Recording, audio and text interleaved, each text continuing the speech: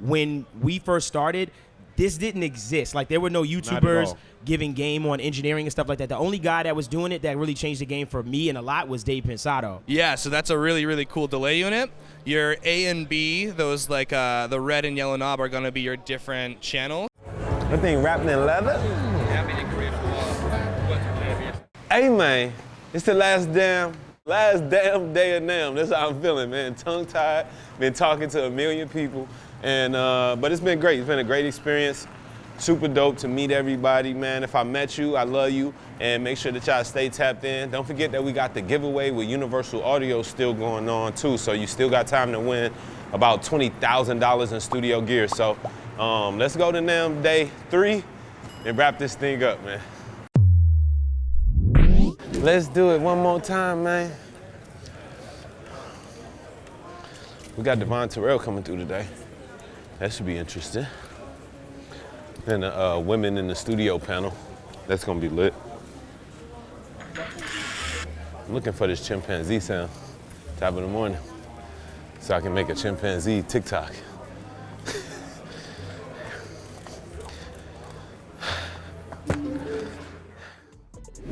So one of the biggest things that I wanted to accomplish at Namm was showing the world the WAVY1 studio isolating headphones.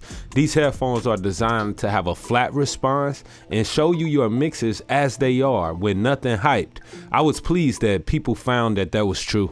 I was trying to see what it was going to be about. I saw you go to Walmart, saw you comparing that to that big size. Right, when we walk back in. Yeah. Yes, my pleasure. You guys are superstars. Thank you so much. Power couple. I love it. Thank Rock you. star. You guys are super busy. Yeah, non-stop. Non-stop. Being real, you should hear him talk rec. Icing, and I was like, Status. absolutely, yeah. Hey, I'm a real person. John also. I just met John, and then I walked over to the Neve exhibit. Neve is exhibiting the new 88M audio interface, which features the 88RS console front end. You definitely get that legendary Neve color for all the inputs, and of course the A to D conversion is top notch. I also sat down at one of their large format consoles to play around with some original Bob Marley vocals and try my mixing. My boy Gaurav over at Avid had a dope little interview room set up, so we chopped it up for a minute. And then I hit the floor again to try some more studio monitors from Amphion. I explored some of Wayne Jones monitors, which are really impressive new brand that I haven't heard of yet. And I kept on going around until I landed at Soundtoys, man. Well, you know, I love that decapitator. I love the Echo Boy, and they were just there showing a little bit of love. And then throughout the day, we finally got over to our Women in Music panel, which was a huge hit. And then I, of course, had to go and see some more microphones and shake some hands. We here at Namm Day 3, the final day at Namm. We are at the Cathedral Pipes exhibit. I had to stop by because you can just see why. You can obviously see why. The super beautiful microphones. We have Charles Dickinson here. He's gonna tell us all about Cathedral Pipes and their awesome microphones. So Cathedral Pipes started about 11 years ago now. It's basically like a vintage German tube condenser microphone, the kind you see in big studios, but we kind of added our own little style to it. Wanted to make things a little bit different, something that would be a feature item in your studio. So when you walk in, it just kind of pops, that sort of thing. And we have four different models. Okay. And these are our two tube condensers and their power supplies. But back here, it's a massive power supply right there. And back here in the vocal booth, we have all four of them. So this is where people can go in and try them out, and it's nice and quiet. These are the two tube condensers, like I mentioned before. This is the same as a tube condenser, where we pull the tube out, so it's just a solid-state mic. It's a little bit more portable, and you don't have to have a big power supply to go with it. Okay. And then the last one is a ribbon microphone. It's like a classic vintage kind of sounding to it. And then we also make a couple preamps that would, could go with the mic or just go with anybody's microphone, and those are over here. This is our Westminster Abbey. You designed all of this? I design everything. Your design yeah. skills are through the roof, man. And this is a little tiny booster box preamp. Okay. Kind of similar to like those lifters? Yeah, it is a lifter. Yeah, absolutely. But this is more of a traditional Abbey Road studio type of a tube pre. We just kind of wanted to make it more of a something you'd put on your table, you know. This is a beautiful piece, man. Oh, thanks. How much is the preamp? This is 1,600. Okay. And what about your mics? Now the mics start at 2,400 is our highest end, and it goes down from there. The next one down is 18. The next one down is 13, and the ribbon microphone is $850 because it's a lot simpler. Okay, so it's like unlike the bottom one. This is like a U47 style. That's right. What kind That's of capsule are you using? We use an M7 capsule, and that's our own M7. So we make it ourselves. Everything we make here in Orange County. So I'm from Huntington Beach, Orange County. Okay. And everything's made in machine shops around town here, like Anaheim and Lake Forest. And the M7 capsule is made down in Lake Forest, actually. And then I put the skins on it myself.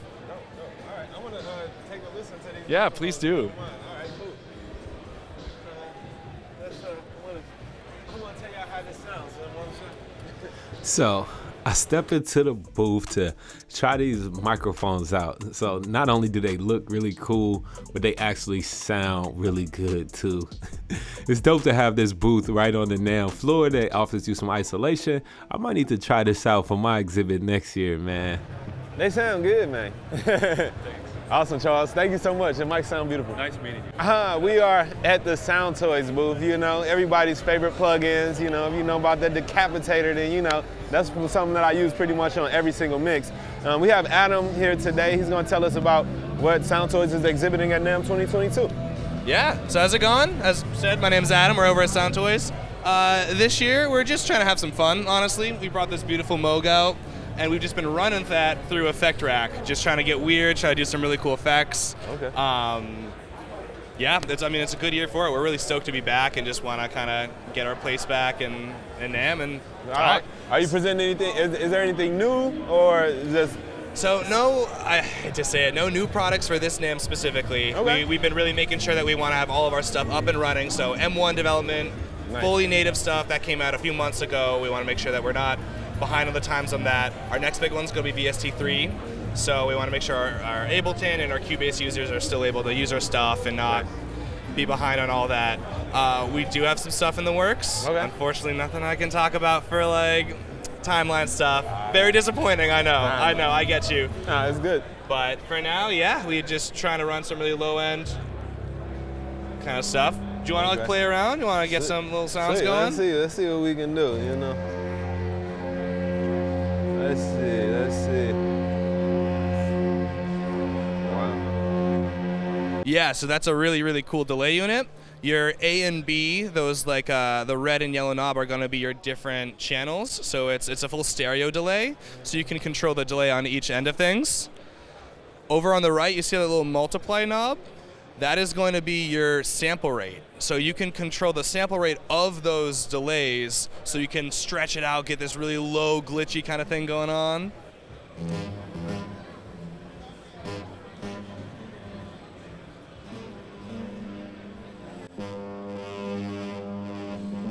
Yeah. Are you familiar with Effect Rack already? I am familiar with Effects Rack. Typically, I don't like putting my stuff in racks. I'm like a one-off guy personally. Yeah. But I'm definitely familiar, you know, bringing all the Soundtoys modules into Effects Rack and using it as one singular plugin. And honestly, I'm kind of the same as you. I like doing a little of those individuals at a time, but this stuff's really good for like multi-effects units. So you're trying to make crazy new effects that like you're going to take a lot of CPU power. Yeah. This thing is more efficient with the more you put in it. Okay. So those 6 effects is going to take one single insert, and that way you don't have to worry about overloading your system if you're running on a lower system or something. Yeah. Really good for sound design, both movies, video games, really crazy ambient stuff you're doing with whatever project you're in. And I'm sure saving and recalling this is a whole lot easier than like having 10 different plugins open. Yeah, I mean, you're able to save presets on all of our plugins, but if you get a really sick rack going, you can just save that as a preset. Don't have to worry about recreating a whole new thing. Yeah, sweet. Awesome. Thank you. Dope. Yeah, we appreciate you. What's up, y'all? We are at the Amphion booth here with the studio monitors. Julian is going to talk about these awesome monitors. I see them everywhere. I would love to hear them. So tell us about these, where they're made, what's the idea behind them, and then we'll listen to them. Thank you very much. So welcome to the Amphion Booth at the Namm 2020 show. Over here we have everything studio monitors from Finland, so everything's handmade from Finland. Right now we have the 218 over here connected to the base 225 bass extension system. Okay. The 218, everything is passive, so the 218s are powered with the Amp 700 right there in the middle. And then the bass extension system is a way to turn your two-way monitor into a three-way full range. So it not only gives the monitor paired lower extension and more headroom, but it also clears up the mid-range when the drivers work more optimally, as the heavy lifting is going into the double-sided 10-inch drivers. Yeah. The bass 225 comes with the bass amp over here. Okay. So here we have a hard bypass for the monitors. So if you only want to listen to the tops, press the button, and then when you want the bass to kick in, you can press it again. Okay. You have 4 selective crossover settings, so you can choose between 40 Hz, 60 Hz, 80 Hz, and 100. And then you have level for the bass as well. Yeah, so more variables on how you can set it up and work from it. Okay. Yes, thank you. How is this setup different from these? So over here then we have a smaller setup. Okay. Right now the connected ones are the 118, which is the most popular of the Amphion line. Okay. It's a basic 6.5-inch driver. We also use passive radiators at the back, so it's a sealed design. In the middle here we have a flex bass single box stereo bass extension. Similar idea of turning a two-way monitor into a three-way full range. Little different. Over here we have the Flex Amp 1200, so we have a little wider selection for the crossover here from 35 to 260 Hz, as well as full mono, full stereo spread for the bass. Okay. Basically, the towers would be more of like a mixing and mastering type tool, and this helps in like more producing, because you can run it fat, fun, and vibey while producing, and then dial it in when you want to be accurate while mixing and stuff. Okay. Sweet. Well, let's start off with listening to your most popular set that you have here. Absolutely. So, Amphion monitors are extremely high-end. They're made for the professionals. They offer a really beautiful image, a fast response, and just an enjoyable listening experience. Even on the Namm floor, I could tell that these were premium monitors. And man, with about 20 grand, you could have them in your studio. I just wanted to, I know this is kind of a personal question, but you're talking about burnout. What's your favorite self-care tip, or your personal thing for self-care? When you're like deep in the work, what do y'all turn to personally? My family and my friends are like my therapists for sure. You gotta for me, I'm happy to have that, because like some days when I'm just like, oh my God, it can be very heavy, and I can call my best friends and they're my voice of reasons that put everything back into perspective. And I get massages, I go to the chiropractor, I like to light some candles, like certain things that I need to do for myself. I have a lot of anxiety, so I just try to manage it the best way possible. But yeah, having people around you that really love you genuinely helps a lot, for sure. I feel like for me, I love going on walks with my dog, or I go on runs, and I just decompress. I just listen to music, and I don't listen to stuff that I work on. I just listen on whatever's on Apple Music, because I don't want to think about work, but unfortunately for us, music is work. Fortunately and unfortunately, right? But yeah, I go on walks, I go on runs. I make sure my hair is done. I make sure my lashes done. I make sure I feel good about myself. You know, gotta feel good about myself, and just, keeping myself up to how I want to feel. Sundays are my self-care day after 100-hour weeks, cause you can get really wrapped into work. When I start wearing a hat, I don't care anymore. I probably don't even know what day of the week it is anymore. But come Sunday, I'm doing my facial mask, I'm doing my deep conditioning treatment. I do want my nails done. I don't play about my nails. There are just certain things, So my self-care tips, traveling, I think is really big. I have kids, and so spending family time, like Sundays we go to the park and stuff like that. I'm really big on like Netflix and chill. Like, I love to just like pull up the Netflix. Me and Wayne will just sit on the couch and binge. Oh, we have date night. Beerry had to remind me, Monday night is date night. It is a part of a religion, okay? Every single Monday night. You have to make intentional time for work, right? You have to, or else you're gonna be broke. Well, your marriage, your kids, your family will fail if you don't give them intentional time. They cannot be getting your leftovers after you carve out specific time to go work for the man. That's just backwards. So that's something I learned from my parents. I watched them date night. They're going on damn near 40 years of marriage, so it definitely works. So yeah, those are some of the things that I do. And like the lady said, being pretty, getting my lashes done, and getting my hair changed however often I want. You never know what kind of hairstyle, but those are the things that kind of keep you sane in an industry that can be all over the place. Hi, my name's Gabby, and I'm a mastering engineer, and I came from the East Coast, actually, so this is kind of like a location question. I guess what I'm just wondering is, I was born, raised East Coast. I have a network in the East Coast, but not so much in the West Coast. Like, how you guys have kind of bopped around, like, how do you know when it's the right time, when you feel like maybe it is time to make a move and start building something somewhere else, or do I stay in my roots where I am and keep going with that? Yeah. You kind of got to feel it. To be honest with you, I traveled for so long, and I've wanted to come to LA for years. Yes, and I'm from the East Coast. I'm from New York. And I told myself, I was just like, I started sounding like a broken record. I was just like, if nothing crazy major happens, because I was always waiting for that cushion. I was always waiting for the opportunity to take me somewhere. And I'm like, you know what? If nothing happens, I'm going to go there, and I'm going to create it myself. And you just got to step out on faith. I always commend people that relocated and can call another place home. And I came here, and honestly, it was one of the best decisions I ever made in my life. I met my community out here, even during the pandemic, and it's been a beautiful experience. So you just have to, one of my friends said to me one day, she was just like, you step out on faith, God has to honor it. He's going to honor it. He said he would. So step out on faith, and the universe is going to work in your favor. It's going to bend in it.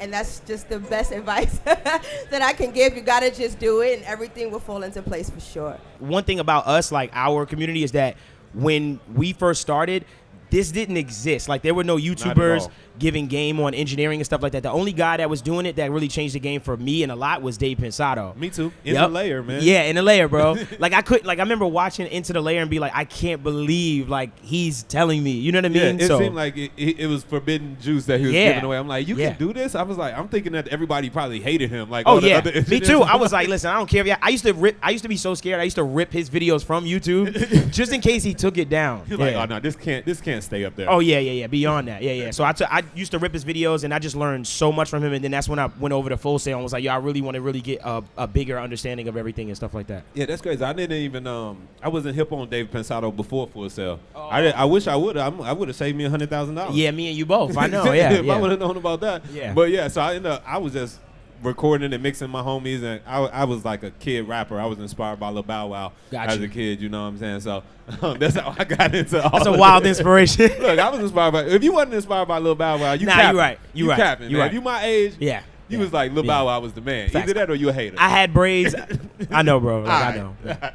But yeah, so and I went to Full Sail because I'm like, man, there's nobody around here that I know to teach me this stuff. Yeah, no, not at all. Yeah. And there was an opportunity, but if we have what we have now, there's so many different online courses, teachers and that's doing stuff for free on YouTube. Yeah, it's a lot, man. Yeah. And then templates, man. Oh yeah, that we game. just jumped off in the template game, the session templates. Tell me about that. Like, how do you find? What do you think about session templates and using them? I think session templates don't get the love they deserve, because a lot of times I'm pretty sure people come up to you and be like, yo, bro, you're a template. I gotta appreciate that and stuff like that, because not everybody that comes to our channels are like looking to like get like this hugely, immensely deep like understanding of like what we do. Like we want something right now, quick, fast, and in the thing. So I always tell people, like, when you take those templates, make them your own. You know what I'm Yeah. saying? Like you take it, what I gave you as far as what we made, and then create that sound for yourself. But here's a good starting base of like, I'm so sure if you just record with this on, you're gonna be in a way better position as opposed to like, well, where do I do now and what do I happen, you know? Yeah, and you're gonna feel more creative by starting off with some reverb, little delay, little auto-tune in place. You just feel creative. True. And even if you don't use it, right? I use a template as a professional anytime I'm doing a recording session. It may not have effects activated when I open it up, but it got everything that I want to use in place. Yep. Right? And Yep. I get that because I worked in analog studios. Right. Big commercial facilities where literally, if I'm on an SSL, the EQ is already there. I don't have to go and find the EQ when I need the EQ. I just need to turn the knob, right? The compressors are in place. And if I think I'm going to use something, I'm going to patch it before the session starts. Right. And then, it's the same thing It's as a opening template. up a template. It's a template. Yo, man, we are so tired, but it's been great. It's been an amazing experience. As you see, everybody is breaking everything down. Namm is done, man, but it was a successful event. Met a lot of people. We talked and we learned a lot of stuff. We'll see y'all next year, man. We'll be back in April. Thank you for supporting everything, man. We out of here.